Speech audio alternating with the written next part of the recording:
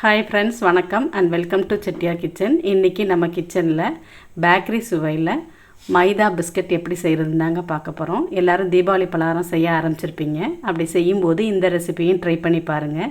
மைதா biscuit எல்லாருக்குமே ரொம்ப பிடிக்கும், ஈஸியாகவும் செஞ்சிடலாம்.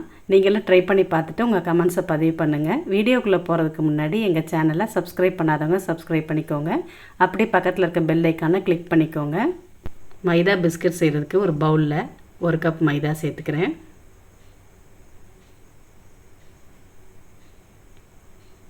இதோட மிக்சியில் போட்டு பொடி பண்ணி வச்சுருக்க சீனி 1 டேபிள் ஸ்பூன் சேர்த்துக்கிறேங்க.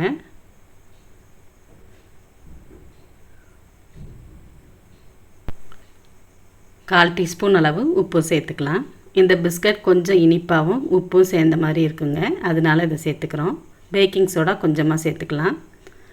சேர்த்துட்டு நல்லா மிக்ஸ் பண்ணி விட்டுறலாங்க. இப்போ இதில் 1 டேபிள் ஸ்பூன் அளவு நெய் சேர்த்துக்கிறேன். வெண்ணெய் இருந்தால் வெண்ணெயும் சேர்த்துக்கலாம். சேர்த்துட்டு கைனால் நல்லா கலந்து விட்டுறலாம். கைனால் கலந்து விடும்போது தான் ஒரே மாதிரி நல்லா கலந்து வரும்.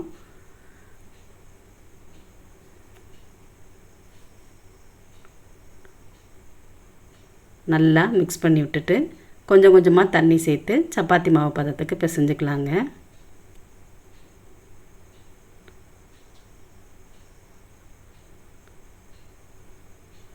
தண்ணி பார்த்து சேர்த்துக்கோங்க. ரொம்ப தண்ணி ஆயிடுச்சுன்னா நமக்கு பிஸ்கட் நல்லா வராது. மாவு ரெடி ஆயிடுச்சு. இந்த பதத்துக்கு இருந்தால் போதும். நம்ம நெய் சேர்க்குறதுனால மாவு நல்லா சாஃப்டாக இருக்கும். இதை 1 மணி நேரம் போல் ஊற வச்சுக்கலாம். அதனால் மூடி வச்சிடலாங்க. 1 மணி நேரம் அப்படியே இருக்கட்டும்.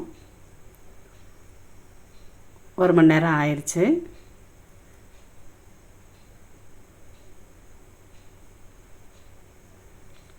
இப்போ மாவை சப்பாத்தியாக தேய்ச்சி எடுத்துக்கலாங்க.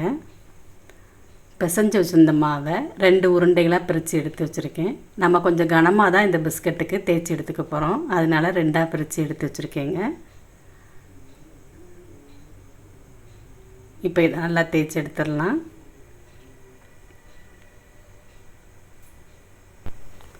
ரொம்ப மெல்லிசாக தேய்க்க வேண்டாம், ஏன்னா நமக்கு மைதா பிஸ்கட் கொஞ்சம் கனமாக தான் இருக்கும். அப்போ தான் நல்லா டேஸ்ட்டாக இருக்கும். இந்த அளவு திக்னஸ் இருக்கட்டும். இப்போ இதை சின்ன சின்னதாக கட் பண்ணி எடுத்துக்கலாங்க. நான் எல்லாத்தையும் கட் பண்ணி எடுத்து வச்சுருக்கேன். இதை ஒரு பிளேட்டில் எடுத்துக்கிறேன்.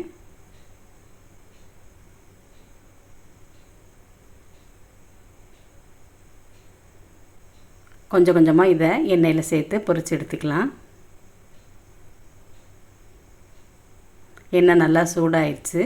இப்போ நம்ம கட் பண்ணி வச்சுருந்த மைதா பிஸ்கட்டை பொரித்து எடுத்துக்கலாம். நல்லா எண்ணெய் காஞ்சதும் மீடியம் ஃப்ளேமுக்கு மாற்றிக்கலாங்க. அப்போ தான் ஒரே மாதிரி வெந்து வரும், இல்லாட்டி வெளியில் கருகிரும், உள்ளே வேகாமல் இருக்கும். மைதா பிஸ்கட் ரெடி ஆகிற வரைக்கும் நல்லா கலந்து விட்டுக்கிட்டே இருக்கணுங்க.